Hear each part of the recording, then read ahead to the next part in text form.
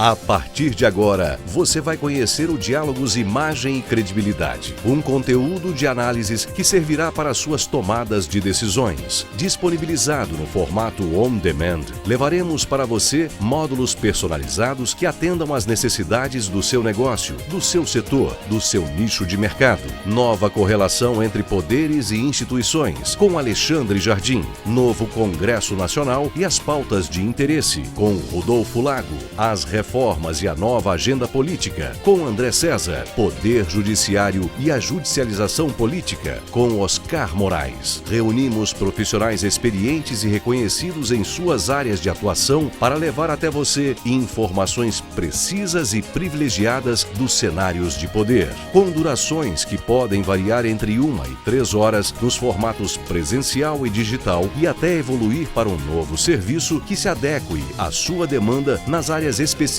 de nossos especialistas. Diálogos, Imagem e Credibilidade. Seu poder de decisão. Meio de semana em Brasília. Será que o gato subiu no telhado? Começa agora JBR News. Bom dia, Rodolfo. Bom dia, Alexandre. Bom dia, pessoal. A gente começa com uma brincadeira para você que está aí do outro lado.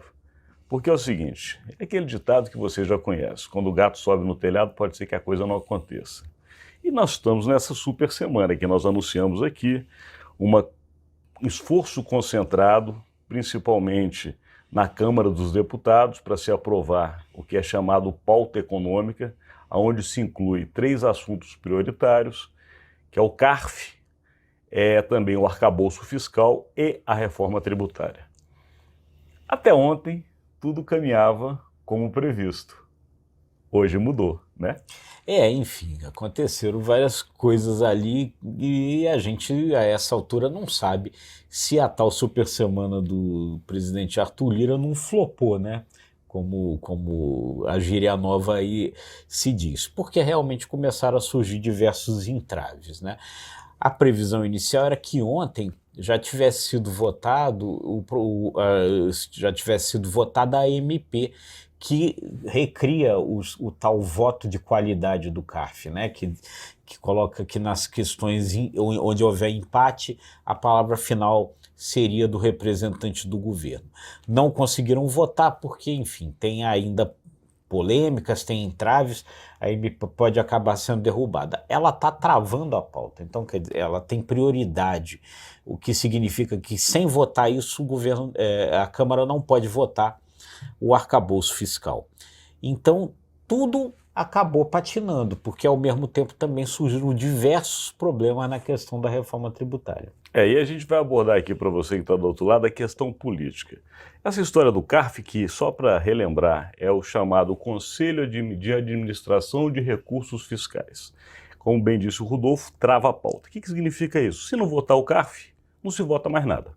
Portanto, o arcabouço pode ter um acordo para ser votado, até porque já passou pela Câmara, já foi no Senado. O que falta agora é detalhe. A reforma tributária é que está pegando, Rodolfo. E aí a gente vai explicar um pouco para eles. Por quê? A questão política é muito forte. Governadores, e entre alguns deles querem ser candidatos à presidência, precisam de dinheiro nos seus estados para fazer o que prometeram. O governo federal precisa fazer uma entrega para a sociedade, junto com a Câmara dos Deputados e o Senado, de que mudou a questão tributária no país. Ninguém quer perder, só que essa reforma vai fazer com um dos lados perder, com que um dos lados perca alguma coisa. E aí, como fica? Pois é, porque, claro, toda reforma tributária acaba provocando isso, né? Alguém ganha, alguém perde, existe uma nova distribuição dos recursos, né? E aí fica todo mundo meio inseguro com relação a isso. O que acontece? O Brasil é uma federação, né? Uma república federativa. Os estados têm sua autonomia, né? E ficam com medo de perder essa autonomia. Durante muito tempo eles conseguiram obter isenções tributárias na forma como cobravam, né, os seus impostos, principalmente o ICMS, ficam com medo de perder isso aí. Então ontem houve uma leva de governadores desembarcou lá na Câmara dos Deputados, alguns com discurso um pouco mais moderado, olha, aprovamos a reforma, mas tem que mudar isso ou aquilo, outros com discurso radical, como o governador de Goiás, Ronaldo Caiado, trabalhando contra fortemente, e enfim, uma série de entraves, uma série de problemas para que precisam tentar ser resolvidos, né, até o final da semana, que é o prazo que o Arthur Lira colocou para colocar isso em votação na Câmara. E como se não bastasse o enrosco dos governadores, ainda tem um PL, que é a maior bancada, que já anunciou que vai votar contra a reforma. A gente sabe que sempre há defecções, mas de qualquer maneira está marcando posição contrária à reforma. É mais um dificultador. Para quem? Arthur Lira. A grande jogada dessa semana, né, Rodolfo? Vamos falar para quem está do outro lado. Foi uma aposta muito alta feita pelo presidente da Câmara. Fazendo uma analogia de cassino, quando você está naquela boa rodada de mesa, que você resolve colocar todas as fichas. Você pode ganhar, mas você pode perder tudo. Se Arthur Lira terminar essa semana conseguindo aprovar, nem que não sejam os 3 assuntos, mas 2 assuntos e encaminhar o terceiro, ele sai vitorioso. Por outro lado, se nada for votado, ele sai enfraquecido. E aí está o ponto mais importante desse jogo em Brasília.